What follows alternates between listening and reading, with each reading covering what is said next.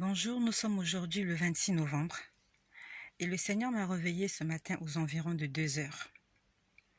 Et il m'a parlé pendant près de 3 heures. Il m'a parlé de beaucoup de choses. Il m'a montré beaucoup de choses. Dès que j'ai été réveillée, c'était très rapide. C'était un réveil brusque, pardon. Brusquement, je me suis réveillée. Je me suis mise à genoux et j'ai commencé à adorer. Et que cela soit ton partage. Si la nuit le Seigneur te réveille, commence par l'adoration. Adore-le, car Dieu recherche des adorateurs. J'ai commencé à adorer le Seigneur. J'étais à genoux, prosternée, au bord de mon lit. La lumière était éteinte. J'ai adoré le Seigneur pendant un moment, puis après, comme d'habitude, je vois un écran apparaître devant moi. Le Seigneur a commencé à me montrer beaucoup de choses sur cet écran. Il me parlait sur ma droite. Il était juste sur ma droite.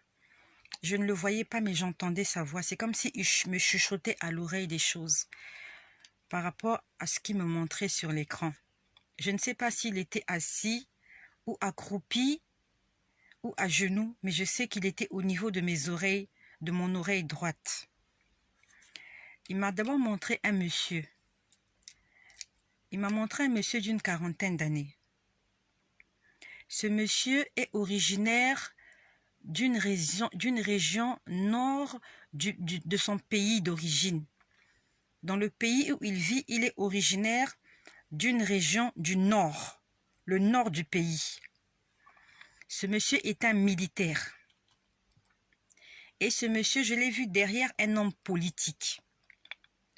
Ce monsieur est un militaire d'une 40aine d'années, originaire d'une région nord de son pays. Et il est derrière un homme politique. Il fait partie d'une garde rapprochée d'un homme politique.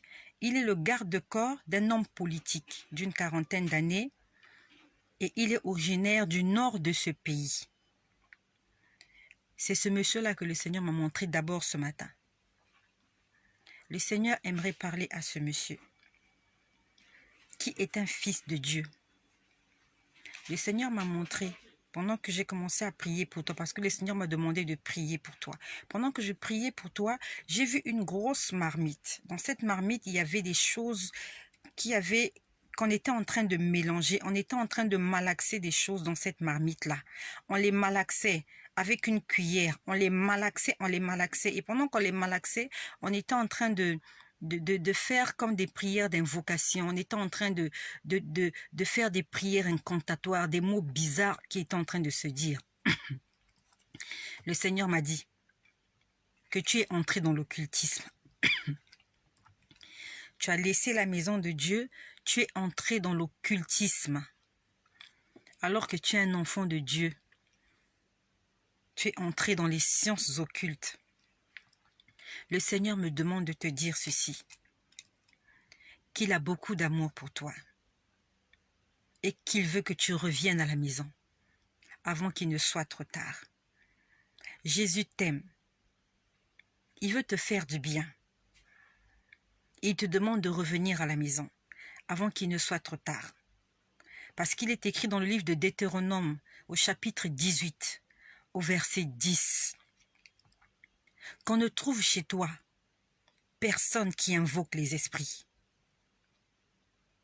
personne qui exerce le métier de devin, d'enchanteur, de magicien, de sorcier, d'astrologue, d'augure, de pronostiqueur.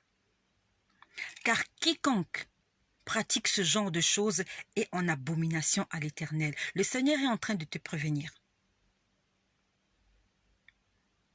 que toutes les choses que tu pratiques, il en a horreur. C'est une abomination à ses yeux. Les sciences occultes est une abomination devant l'Éternel. Quiconque invoque les esprits, quiconque fait la magie, quiconque fait de la sorcellerie, est en abomination à l'Éternel. C'est un message que le Seigneur envoie à son fils, qui est garde-corps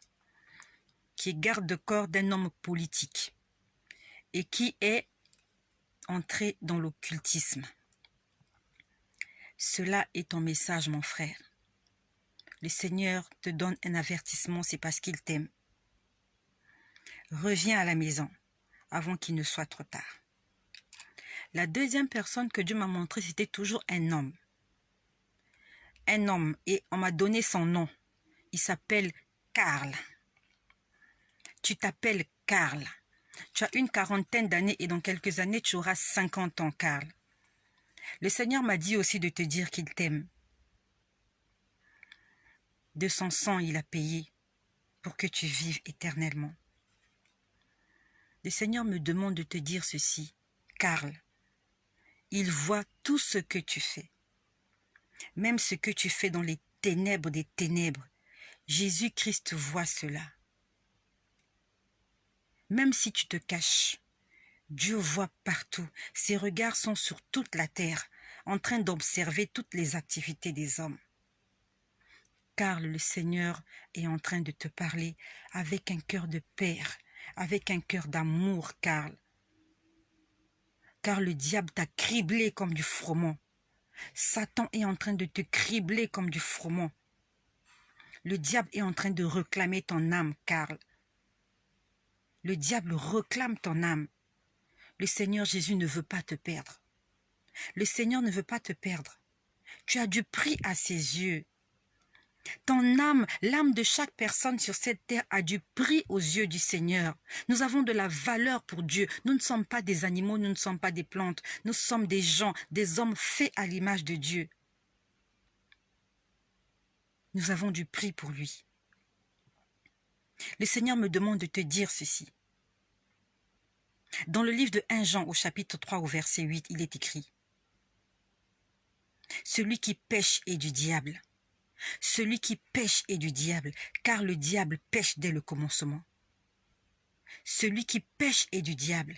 Tu ne peux pas prétendre dire être un enfant de Dieu alors que tu pêches. Un enfant de Dieu ne pêche pas. Un enfant de Dieu, c'est celui-là qui fait des efforts pour obéir à la volonté du Seigneur. Celui qui pêche est du diable, car le diable pêche dès le commencement. Et le livre de 1 Corinthiens au chapitre 6, au verset 9 dit « Aucun pécheur n'héritera le royaume des cieux.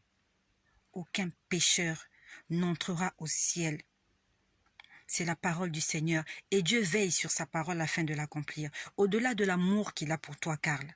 Au-delà de l'amour qu'il a pour toi. Si tu vis dans le péché, tu n'entreras pas au ciel. Répands-toi.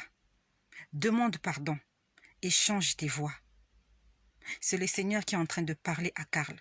Il n'y a pas de salut après la mort. Le salut après la mort n'existe pas. C'est de notre vivant que nous devons chercher la face du Seigneur. C'est de notre vivant que nous devons obéir au commandement de Dieu. C'est de notre vivant que nous devons avoir une relation personnelle avec Dieu. Ce n'est pas dans la tombe qu'on cherche Dieu. C'est quand on a encore le souffle de vie. C'est quand on respire encore. Quand on a encore la présence de Dieu en soi, où Dieu écoute nos prières. Quand Dieu retire son esprit, il n'écoute plus les prières de cette personne parce que cette personne n'a plus de conscience. Cette personne ne vit plus. Avant qu'il ne soit trop tard, Karl, réponds-toi. Et toi aussi qui m'écoutes, même si je n'ai pas parlé de toi, je n'ai pas prononcé ton nom, le Seigneur est en train de t'interpeller. Si tu vis dans le péché, si tu vis dans la désobéissance, avec un cœur aimant, avec un cœur de père, Jésus te tend la main. Il te dit, viens tel que tu es. Je vais te laver. Je vais te nettoyer. Je vais t'apprendre mes commandements et je vais écrire ton nom dans mon livre de vie.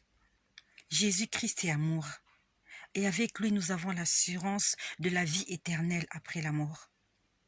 Que le Seigneur Jésus-Christ se manifeste puissamment dans la vie de ses enfants et que son nom soit glorifié.